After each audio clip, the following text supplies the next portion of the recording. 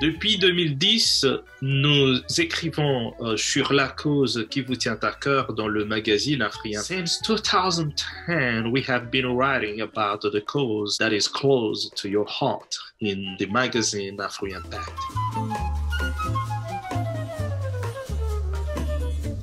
Il y a 4 ans, nous vous célébrons pour la cause dans laquelle vous excellez avec le prix Afri-Impact, la célébration des personnes influentes. 4 years ago, we are celebrating you for the cause in which you excel with the Afri-Impact Magazine Awards, the celebration of influential people.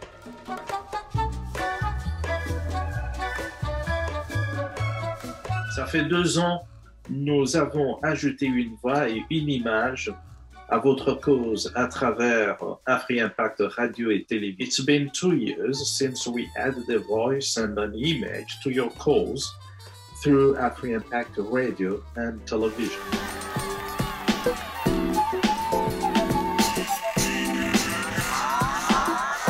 Venez écouter les autres parler de leur cause. Découvrez la vôtre. Come listen to others talk about their cause.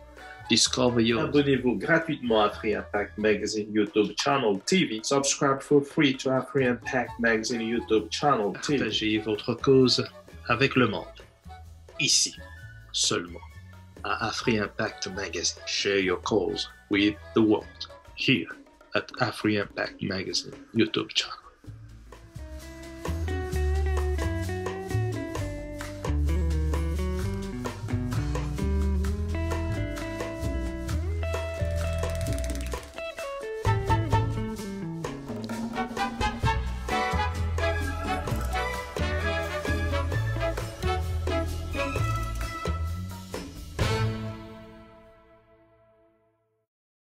Afri-Impact Magazine reçoit Mike Kalambayi qu'on ne présente plus. Voilà, merci beaucoup, je suis Mike Kalambayi. Merci M. Andy Kalala pour l'opportunité que vous nous accordez d'entrer en contact avec des milliers de personnes, très particulièrement de Congolais, disséminés à travers le monde, ceux de la diaspora. Je suis section au pays par le biais d'Afri-Impact Magazine. Que le Seigneur vous bénisse.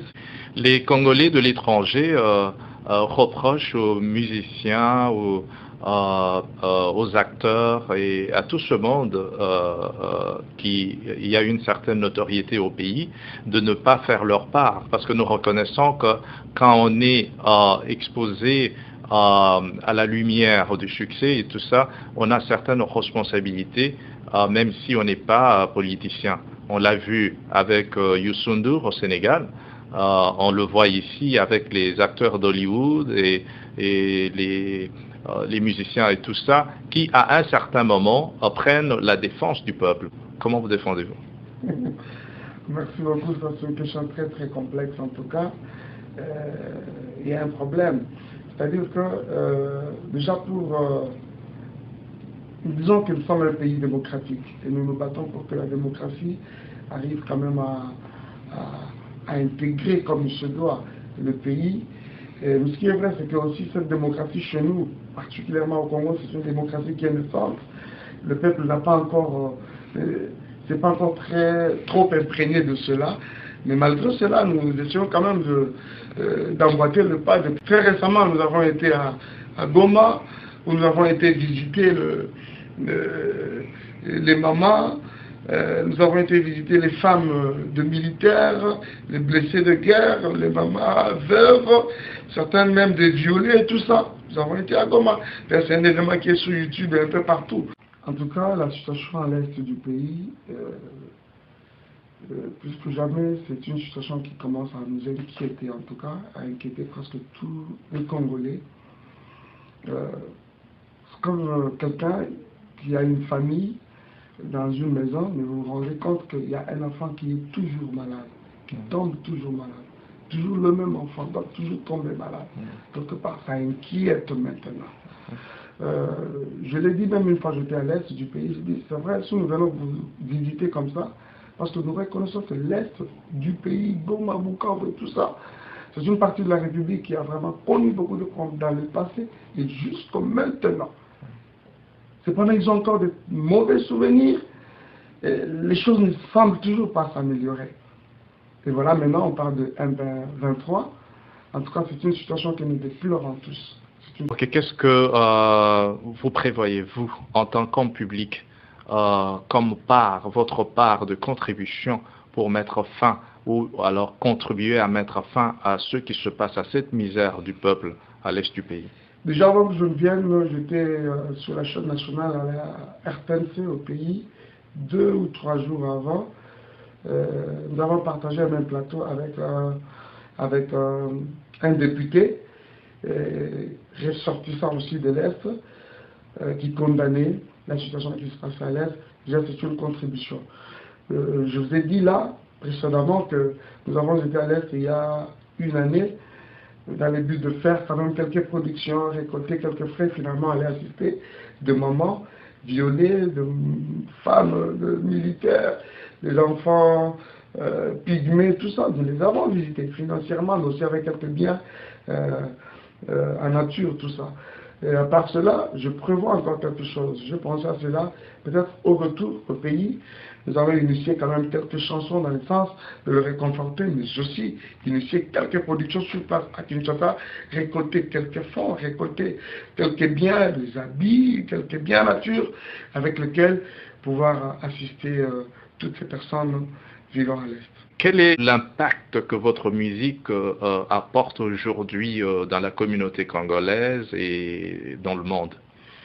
Oui, l'impact, il est vraiment remarquable. Très souvent, par moment, quand nous le faisons, on ne s'aperçoit pas de retombées. Très souvent, mais vous savez, le témoignage, nous les avons. C'est énorme, c'est vraiment énorme, énorme. S'il faut aller d'abord du point de vue spirituel, la musique que nous faisons, c'est une musique dite chrétienne, une musique spirituelle qui apporte d'abord l'édification du point de vue spirituel dans la vie des enfants de Dieu disséminés à travers le monde. Nous avons besoin de changer l'intérieur de ce genre de personnes. En fait, le problème du Congolais, c'est que il faut que l'intérieur soit transformé. Il faut que la mentalité aussi soit travaillée. Et quelque part, notre musique a cela comme champ de bataille. Donc nous avons beaucoup de personnes qui ont donné leur vie au Seigneur. C'est un point très fort. Il y a beaucoup de gens qui trouvent l'espoir dans ce que nous faisons. C'est très important. Il y a beaucoup de gens qui sont presque déjà fatigués de la vie, qui se sont fatigués de la vie. Et quelque part, quand ils écoutent un message qui les réconforte, donc par moments ils se disent, mais il n'y a pas mieux que ça. Je veux dire par là, il faudra que les Congolais, au jour d'aujourd'hui, apprennent à compter sur le Seigneur. La solution du Congo n'est pas entre les mains d'une personne. Comptons sur le Seigneur et nous, comme les acteurs de l'Église, nous, comme des serviteurs du Seigneur, voilà tout ce que nous savons faire. C'est ça c'est aussi une part de responsabilité. C'est ça d'ailleurs même notre part de responsabilité. Allons-y, à genoux, prions, soyons sincères avec nous-mêmes, prions pour le Congo, présentons le Congo au Seigneur, le Seigneur agira. Quelque chose va se passer dans ces pays et le Congolais va retrouver son sourire. Voilà. Merci beaucoup. Je rappelle que nous avons reçu Mike Kalambai ici à Maryland aux États-Unis.